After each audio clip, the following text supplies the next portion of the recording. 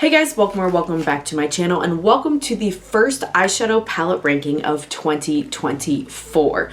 So this is a video where I'm going to rank all of the eyeshadow palettes I have used in the month of January from my least favorite to my favorite and explain why they're in those ranked positions.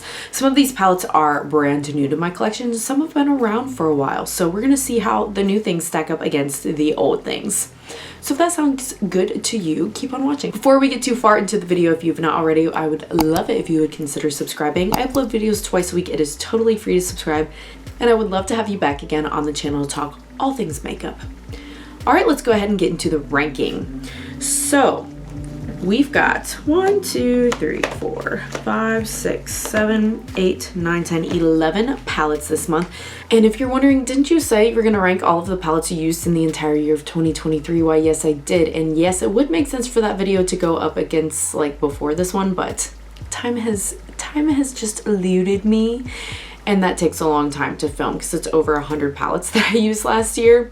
So I'm filming this one that is, 11 palettes because it's a little bit shorter and I can get it up. I'm still working on the other one. I still plan on posting it, but I just haven't had time. Work's been insane lately. So forgive me for that, but it is coming, promise, as well as my entire eyeshadow palette collection video. I'm working on both of those. It might be a couple more weeks. I'm not gonna lie, it's just taking a while. But let's talk about my least favorite palette this month. It was this one. And I will also leave linked to my video where I ranked everything I bought last year. This is one that I bought in 2023. This is the Huda Beauty Wild Jaguar palette. Now let me preface this with, I don't dislike any of these palettes. I actually like all of these palettes, but something had to be in the bottom. The quality is fine with this. I have no issue. It's just pretty neutral. Like it does have some purples and it does have a little like black even to make it a little smoky.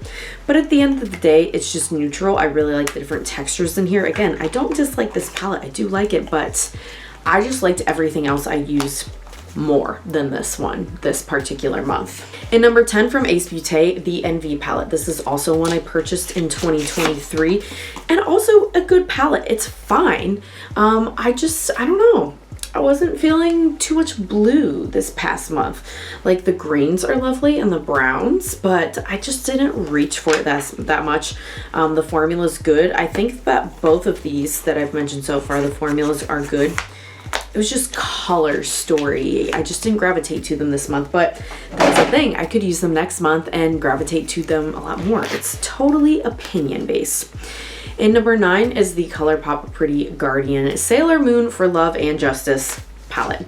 This is the second collaboration that Sailor Moon has done with ColourPop, or maybe I should say that ColourPop has done with Sailor Moon.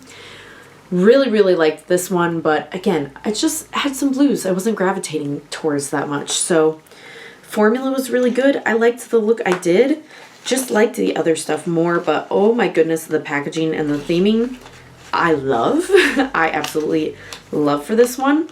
I also bought with this, I haven't used it yet, I need to this month. I bought one of these dewy face glosses. I've never tried this formula from ColourPop, but I got it from this collection as well. So it's this like pinky blue purpley iridescent color that looks so good. I've tried the Jelly Much shadows before, but never the dewy face gloss, so I'm curious about that. And number 8 from Wicked Widow Beauty is the Tea Time palette. This one I liked the weird color story a bit more, but I'm not gonna lie, I felt kind of challenged by it personally. So I need to think more, I think, about placement and colors, or maybe just something else to do as a companion with this one, because I did struggle a little, I feel like, with the color story. But the formula and the packaging is excellent, so I felt it deserved to be ranked higher than the bottom for sure. I just think their next release too, and I'm super excited to see what it is. And the next palette is from Sugar Pill. This is the Oh Honey collab that they did with Trixie Mattel. And I think I just wish there was more than this gold shimmer, because this black is like a matte with sparkle in it, but it's not really a shimmer. I think Drip Drip might be a shimmer, but it's kind of like satiny feeling. It's not really the shimmer formula that Queen is. So I kind of wish there was one more shimmer, but I do really like this cohesive color story. I like the blush that's in here. This definitely ranked higher than some of those other things because it's a curated color story, but it makes sense and I know what to do with it. I'm not confused about the color story and I don't feel like I have to think that hard the way I do a little bit with the Wicked Widow Beauty one. Number 6 from Blend Bunny Cosmetics is the All Done Up palette. I love this one, you guys. I've had this a while and I just don't tire of it. It is wonderful for neutral glam or a little bit of neutrals, but with a twist. It's got like the green, it's got like the very muted kind of gray blue, it's got some autumny colors. I like this one a lot. It's simple, it's got an amazing matte white. I like that for the inner corner. Shimmers are nice, just all around a good palette. But it doesn't have any shifty shades, duochromes, multichromes, any of that some other things going forward do have that are ranked higher. So next up is from Unearthly Cosmetics, the Dreamer palette. I'm wearing the lipstick, well, in the middle from that collection. I also have a black lipstick on the outside from Menagerie. So I have a little bit of a combination going on.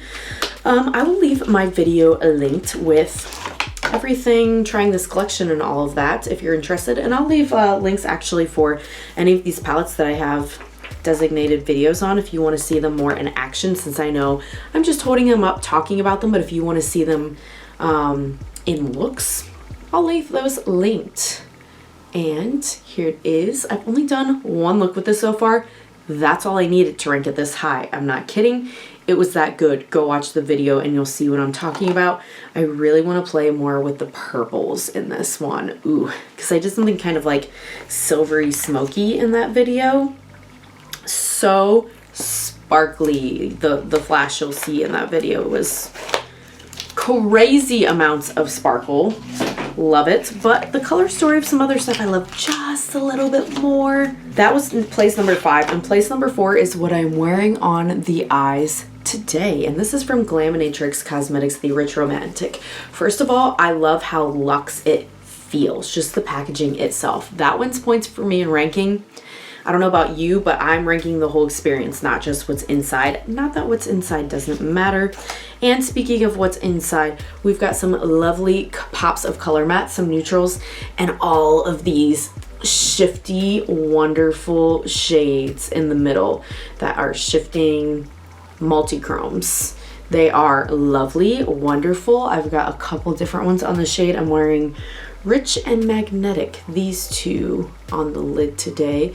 They are really a smooth, kind of thin formula, but they're not toppers, I wouldn't say either. I don't know, it's kind of a unique formula, but I do really like it. I think it pairs well with the mattes. Super easy, natural and neutral enough to wear, I think, for every day, but enough interest that it's not just like a boring neutral palette for me personally. But other things grabbed my attention just a little bit more, and number 3 is an oldie, but one of my favorites. From Adept Cosmetics, the Original Plain Jane palette. When I used this month, I was playing more with like the greens. I reach for these neutrals and pinkies like a lot, so I wanted to dip into some other things, and I was like, oh, this green's actually really good, which I don't know why I felt surprised. This whole palette is exceptional. Actually exceptional. I don't know that you can get this one, but you can get the Plain Jane remastered from their website. Almost the same thing. I think there's a couple shades that are different, but everything from the colored, you know, like the green to the more neutrals, I'm just constantly impressed with this one over and over. This ACI formula is my favorite shimmer formula I have ever encountered from any brand, period, and it has not been dethroned for, I don't know, a year, 2 years, something like that. And number 2, also from Adept Cosmetics, is the Arrow inspired palette.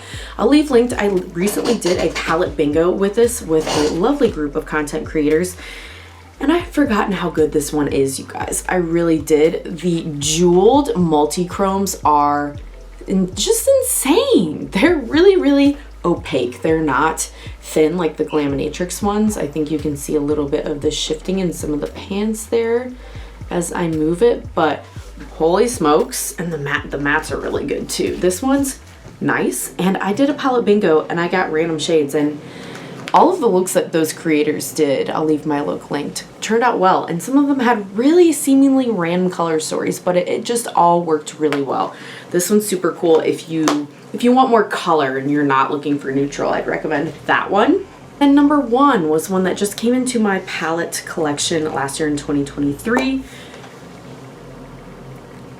This is everything. This has the shifty, it has the sparkle, it has the greens I want, the purples I want. It's just excellent. This is from Fantasy Cosmetica. It's the Rogue palette. This is my favorite palette I have from Fantasy Cosmetica, and I have this one, the Druid and the Bard. This one's my favorite. Now it does have a couple blue ones, which I know lower ranked palettes had blue, but the specific undertones, like a deep navy, I will always love. I will always love a navy. And just the putty, squishy formula of these and how toppery and just seamless and ethereal these looks are. And you can make them smoky and darker too. This just, I've loved every single look so much that I've made with this one. This is amazing. And yeah guys, that is all of the palettes that I tried in the month of January. 11 was a decent amount, not too much for me, especially like I said, as I'm in the midst of ranking over 100 that I tried last year. So stay tuned for that. Let me know what you've been loving right now in the month of January. We are almost in February, and I am going to be doing a video coming up where I rank all of the other makeup that I used in January. I asked you guys for some feedback last year about, did you just want palette rankings or should I rank the other makeup that I used?